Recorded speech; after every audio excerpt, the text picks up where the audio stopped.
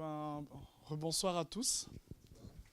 Je m'appelle Harrison Mondaka. Je suis entrepreneur et étudiant ici.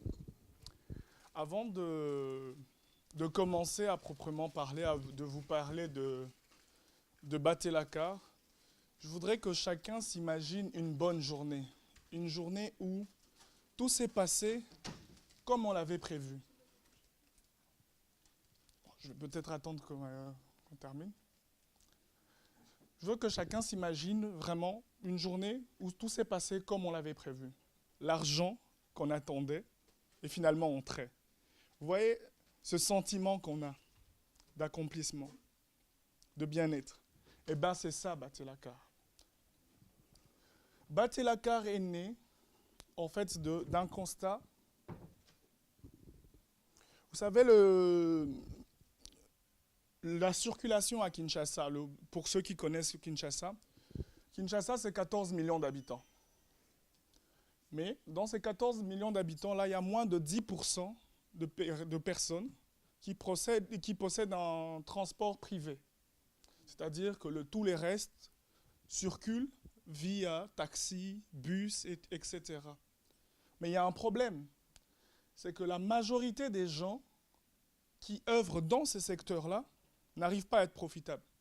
Pourtant, c'est un secteur qui génère des millions par jour. Alors, on s'est dit, il y a un problème. Pourquoi est-ce que ces gens, normalement c'est un marché qui devrait enrichir plus d'un, mais pourquoi tout le monde qui entre se casse la figure?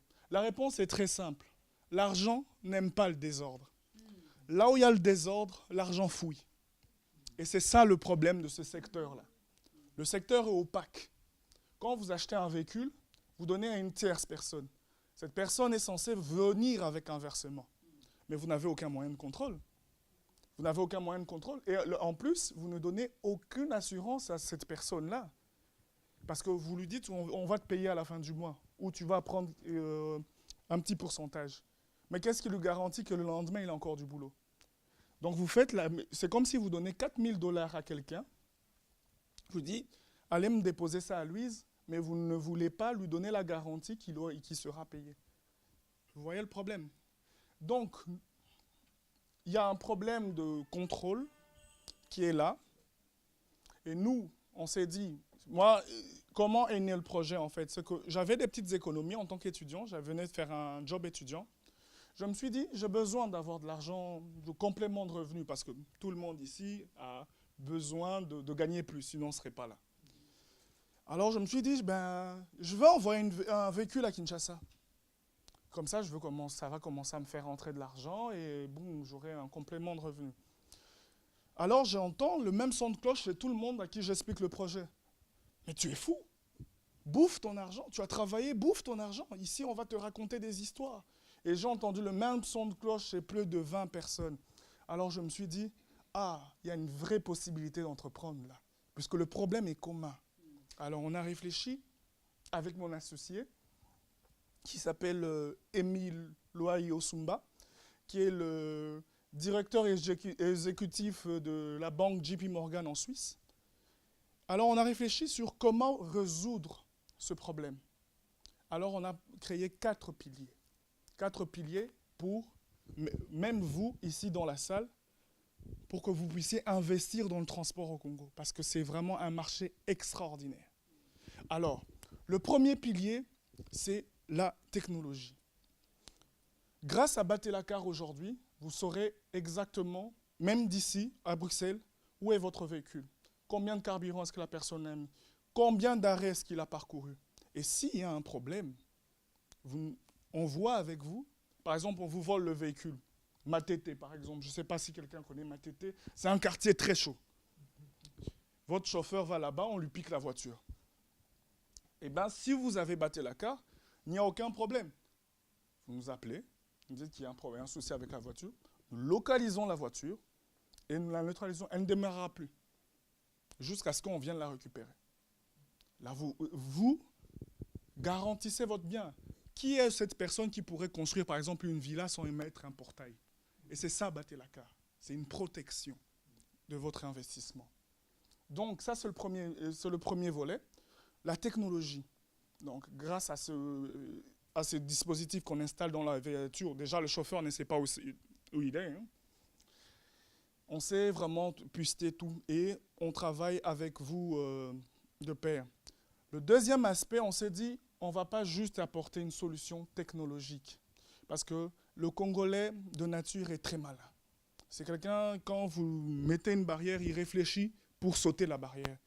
On s'est dit, alors, comment ça se fait que les chauffeurs des sociétés comme RTL, Nestlé, Samsung sont très, très sérieux? Comment ça se fait? Et comment ça se fait que c'est seulement les chauffeurs qui sont commis au transport public qui sont dans cette mentalité-là? Alors, on a fait la démarche d'aller vers ces chauffeurs-là. On a parlé à plus de 100 chauffeurs. Et c'était le même son de cloche. Il n'y a pas de protection à l'emploi. Je viens chez vous. Rien ne me garantit. Ils ont tous connu cette expérience-là. Ils peuvent venir travailler. Et le lendemain, vous changez d'avis. Vous dites non, je vais donner la voiture à ma femme. Tu n'as plus besoin de venir travailler. Le problème, lui, il a des enfants. Et souvent, ce sont des gens qui viennent des quartiers défavorisés. Et donc, quand lui, il a ce petit job-là, toute sa famille compte sur lui. Et donc, il a cette pression-là. Et c'est pour ça que quand il a votre véhicule, il veut engranger un maximum pour commencer sa propre affaire aussi. Et c'est ça qui tue, en fait, votre business. Parce que le véhicule a deux patrons qui chacun essaie de gagner plus. Et c'est ça le problème. Et nous, en étudiant ce problème-là, on s'est dit, d'accord, ce qu'on va faire, c'est qu'on va prendre... Les bons chauffeurs à Kinshasa, vous serez étonnés, on a contacté le syndicat de chauffeurs parce qu'on travaille avec eux. Il y a plein de bons chauffeurs, mais qui sont au chômage. La plupart des gens que vous engagez, parce que bon, vous avez appelé un ami qui vous amène un chauffeur, ce sont des anciens chauffeurs de moto. Nous, quand on faisait nos formations, pour la petite anecdote, on avait commencé la première formation avec 20 chauffeurs. Alors, il y a un truc qui nous a beaucoup fait rire, et c'est triste, mais on a demandé, la plupart, 17 chauffeurs sur 20 ne savaient pas faire une marche arrière. Ils savaient conduire. Mais quand vous leur dites faire une marche arrière, le type veut faire demi-tour, on dit non, fais une marche arrière. Il ne sait pas. Et ce sont des gens comme ça que vous donnez des véhicules et qui vont porter des vies. Vous voyez un peu le dégât que ça peut créer. Et donc nous, on veut vraiment assainir le truc, c'est qu'on engage des chauffeurs qu'on forme et on les envoie en alternance chez vous. Donc, le chauffeur a la sécurité de l'emploi parce que c'est un employé Batelacar. Il a son salaire garanti. On l'envoie 6 mois chez vous. Après les 6 mois, vous nous remplissez une fiche de comment est-ce qu'il a été. Il a été propre? Est-ce qu'il a été correct à bien des égards? Puisque l'aspect financier, l'aspect du versement, on surveille avec vous. Mais il y a d'autres aspects, par exemple la propreté, les respects de certaines normes, que nous, on ne sait pas forcément voir, et c'est à vous de nous faire le feedback. Une fois que nous faites ce feedback-là, s'il est vraiment bon, nous, on fait une promotion, en fait. Et ça devient un chef d'antenne, il surveille d'autres chauffeurs. Et de cette façon-là, ils ont un plan de carrière. Et quand vous donnez à quelqu'un un plan de carrière, vous lui donnez une raison d'être sérieux. Donc, pour la petite histoire, j'ai aussi un MBA. Je suis né au Congo-Kinshasa. Je suis né à Bukavu, dans la zone de guerre. J'aime bien dire ça pour montrer en fait que rien n'est impossible.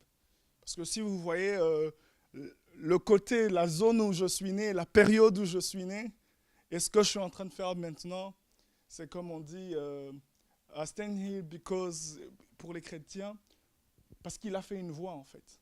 Et il y a aussi un purpose derrière, et c'est pour ça que je suis très, très excité même d'être devant vous, parce qu'à chaque fois que je me rappelle d'où je viens, je me dis, non, il y a un why derrière.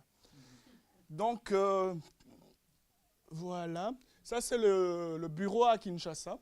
Vous voyez, j'emploie principalement des jeunes diplômés. Lui, il a été lauréat en économie de l'UPC, l'Université protestante du Congo. Ici, vous avez un peu comment, de façon assez brute, comment est-ce que les informations sont présentées. Donc, vous voyez vraiment ici que vous avez tous les stops.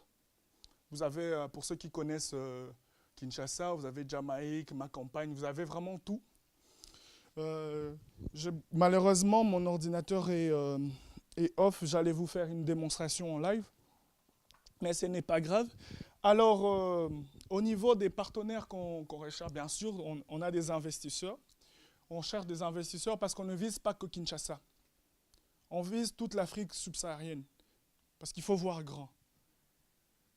Les problèmes dont j'ai été dernièrement invité par l'Union africaine, les problèmes dont j'ai parlé sont les mêmes au Togo, en Sierra Leone, à Libreville, partout. Donc on veut vraiment s'étendre sur toute l'Afrique subsaharienne, devenir aussi une multinationale congolaise, pourquoi pas. Et nos partenaires clés, c'est les propriétaires de taxis, les chefs d'entreprise. On a été surpris quand on a lancé le produit, en fait, que les gens qui nous contactaient plus, c'était les chefs d'entreprise. Pourquoi? Parce qu'ils connaissent un problème que même moi, quand j'ai conçu le concept, je n'avais pas vu. Ils perdent énormément, des centaines de milliers de dollars en carburant. En fait, il y a une mafia qui s'organise à Kinshasa, c'est que les chauffeurs d'entreprise, quand on leur donne, puisque les entreprises font des pleins, donc ils ne mettent pas le carburant comme des personnes, donc ils font des pleins à des intervalles réguliers. Alors les chauffeurs organisent une mafia, c'est qu'à certains moments, ils s'arrêtent à un endroit et ils tirent le carburant, en fait, pour aller vendre à des Ouaras. Et donc, grâce à notre système, notre fuel sensor, on sait vous dire quand, où et combien la personne a pris. Et donc, de cette façon-là, ils détectent exactement c'est quel chauffeur, donc ils enlèvent vraiment la mauvaise herbe de leur charroi. Et donc, pour eux, ça a été vraiment très, très intéressant. Donc, on a eu vraiment un excellent retour des chefs d'entreprise, même plus que encore les propriétaires. Bon, les autres partenaires, ce sont les télécoms, puisque notre solution marche avec un système, une connexion téléphonique. Et aussi les ambassades et les ONG, puisque parfois il y a des personnes assez importantes qui arrivent. Et donc il faut qu'on sache quand même leur déplacement, qui va où et il est dans quelle voiture pour des raisons de sécurité, surtout quand on est à Kinshasa, dans ces eaux aussi. Les agences marketing et les entreprises publiques, on a pour parler avec une entreprise publique congolaise. On espère que ça aboutisse. Ils sont toujours pleins de belles promesses. Bon. Maintenant, vous pouvez être dans Batelakar de deux façons. Vous pouvez investir, ou soit investir directement dans Batelakar, ou vous pouvez avoir un véhicule à Kinshasa que nous monitorerons et chaque fois, vous aurez votre compte et vous aurez accès à tous les déplacements et voir un peu comment votre affaire... Et nous faisons aussi du consulting, hein, parce que quand vous grossissez, c'est nous qui grossissons aussi. Donc on a intérêt à ce que votre flotte passe, par exemple, de 2 véhicules à 4, à 10, à 20, etc. Pour ce qui est des montants à investir, bien sûr, je n'en parlerai pas comme ça. Parce que, bon, il y a une caméra. On pourra en parler en aparté si vous voulez. Et maintenant, avant de prendre les questions, je vais juste vous montrer notre petit spot.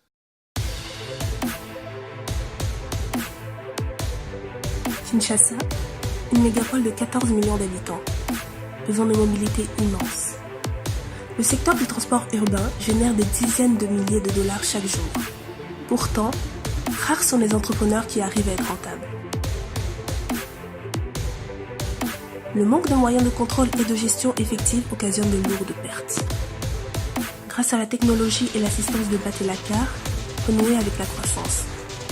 Plus qu'un simple service de tracking, nous vous accompagnons du traçage quotidien via GPS de l'activité des véhicules, en passant par le recrutement des chauffeurs, la sécurité anti-vol, la gestion du carburant et de l'amortissement, jusqu'à la prise en charge complète des pannes. Vous œuvrez dans le transport urbain ou dans la gestion privative.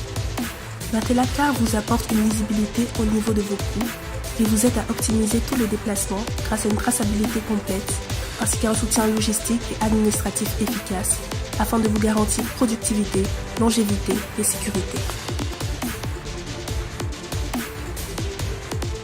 Batelakar se veut être au plus près de votre affaire, Que vous soyez sur place ou à l'étranger, notre équipe reste à votre disposition 24 heures sur 24.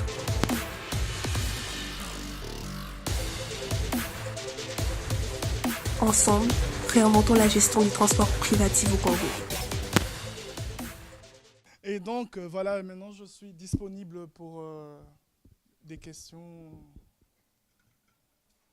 Oui, merci. Avant de poser ma petite question, l'histoire que tu as étalée par rapport au transport urbain à Kin me rappelle une chose qui est commune.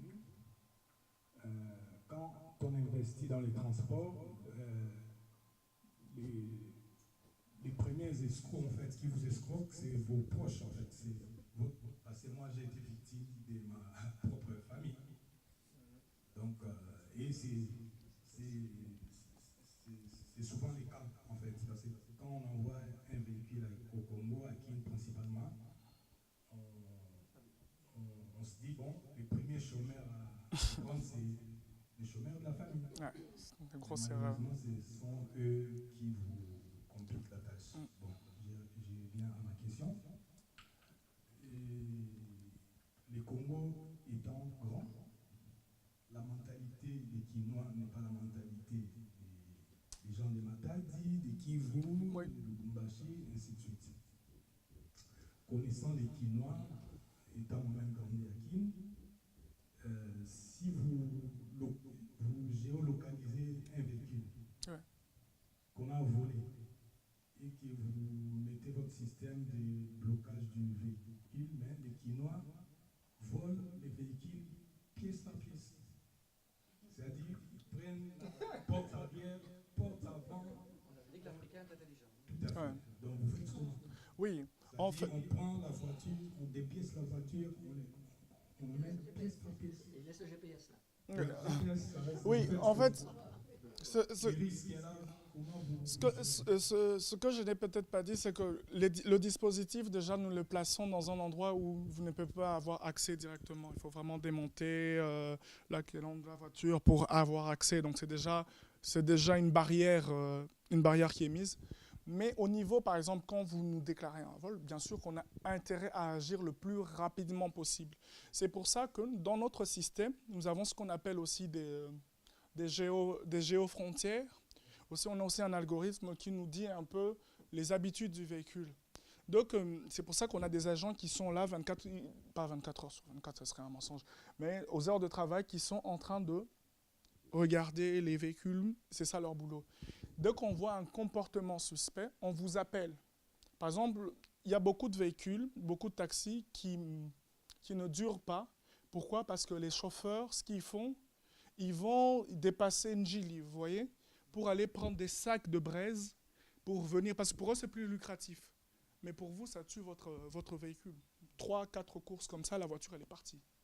Et donc, nous, notre géofrontière, dès que la personne dépasse, en fait, le grand quartier, la Chine populaire, pour ceux qui connaissent, nous, on a une alerte. OK? Le système nous alerte et non, nous, on entre en contact avec vous. Si vous nous dites que, par exemple, c'est vous qui êtes en train d'aller manger un poisson à Kinkole, on se dit, oh, OK, bonne journée. Mais dès que le moment où on nous dit que non, vous ne savez pas, et qu'on essaie d'entrer en contact avec le chauffeur, dès que le moment où il y a un problème, c'est là qu'on lance la procédure qu'on appelle katamoto. Donc, en fait, on immobilise le véhicule et on envoie même une équipe maintenant aller chercher. Donc, pour qu'il dépièce, il va falloir qu'il soit aussi très rapide. Parce que nous aussi, on sera en train d'arriver. Oui, mais les gens qui travaillent... Mais c'est ça. C'est pour ça que nous aussi, les gens qui travaillent pour nous sont les vrais Kinois. Vous comprenez? Donc, c'est pour ça que moi, je dis même aux chauffeurs, on est tous des enfants de Kin. Donc, si tu veux montrer les Kinois, moi aussi, je te montre les Kinois. Et c'est pour ça aussi qu'on a une politique de promotion de chauffeurs qui sont déjà là.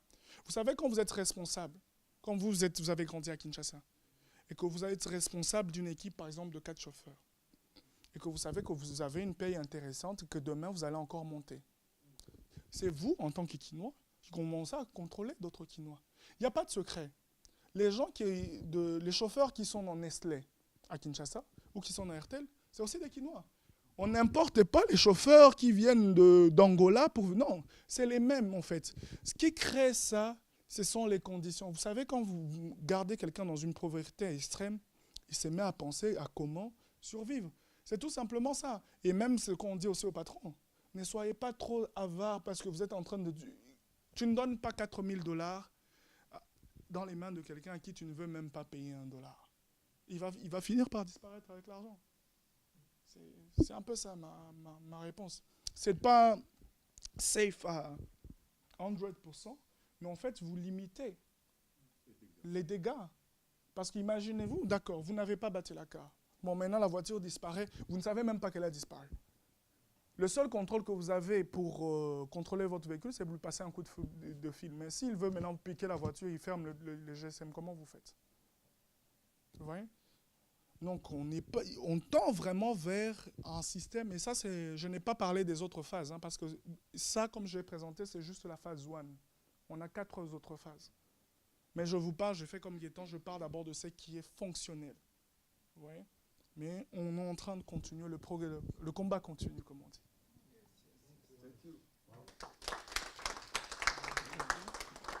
En fait, ce sont des véhicules où votre équipement est placé dedans. Oui. Où c'est un véhicule qui appartient, on va dire, à la personne. Ou c'est des véhicules à vous? Non, ce n'est pas nos véhicules. Ce n'est pas nos véhicules à nous parce que, comme je dis, notre objectif, c'est que vous grandissiez. On n'est pas la STIB, en fait. Nous, ce qu'on veut faire, c'est que quand vous passez un contrat chez nous, on est à Sosimat, à Gombe. Vous venez avec la voiture et nous, on installe le dispositif dans votre véhicule. Donc, ça reste votre véhicule. Vous restez le patron à bord. C'est pour ça que Oui. C'est pour ça que je disais à monsieur, si vous nous dites, par exemple, que c'est vous qui êtes en train d'aller manger à Kinkole, c'est votre véhicule. Nous, on est juste là, en backup, pour vous aider à que tout se passe bien. Donc ça peut rester un transport populaire, pas un transport d'une certaine... Non, même les 207, même les esprits de mort, on les installe. Il n'y a pas de problème. Enfin, non, en fait, il y a une voiture qu'on appelle esprit de mort. Donc c'est vraiment comme le nom... Voilà. Non, on peut installer sur tout le... Tant que le véhicule a un système électrique, on peut installer. Non, je dis parce que déjà l'installation, c'est un coût. Hein, donc oui.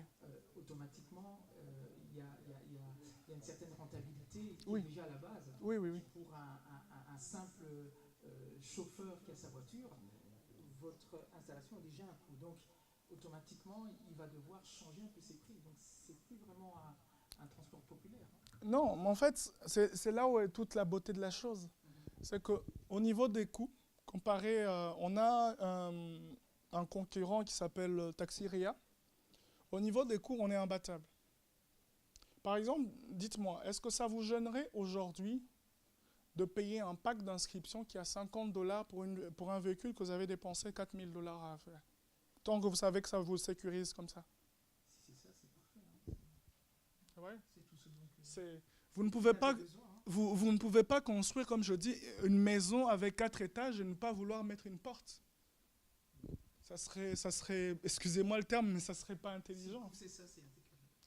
Non, on a réfléchi parce que la bonne idée doit matcher avec le pouvoir d'achat sur place. Donc si vous avez la meilleure idée possible, si elle est trop chère, les gens vont vous dire, c'est bien, mais je n'ai pas le moyen de faire ça. Et non, nous, on ne vise pas sur gagner sur du maintenant. Non, on est vraiment sur du long terme. Parce que c'est du leasing, on a la solution, donc si vous partez, nous on récupère l'équipement, donc nous on ne perd pas aussi. Hein, c'est vraiment installer la solution, et comme je dis, c'est du phasing. D'ailleurs, ceux qui veulent devenir investisseurs, c'est le moment, parce que quand Google va nous proposer les grosses sommes, ça va devenir difficile, parce qu'on ne va plus accepter n'importe quel montant. mais au moins, on a vraiment un plan de phasing et on veut vraiment quadriller le secteur parce que mon mot à moi, c'est vraiment l'innovation de nous par nous, en fait. J'ai inventé ce concept parce que je suis un Quinois. Je connais les réalités. Donc vraiment, on vise à... On a d'autres choses, oui, d'autres choses pour démocratiser le concept.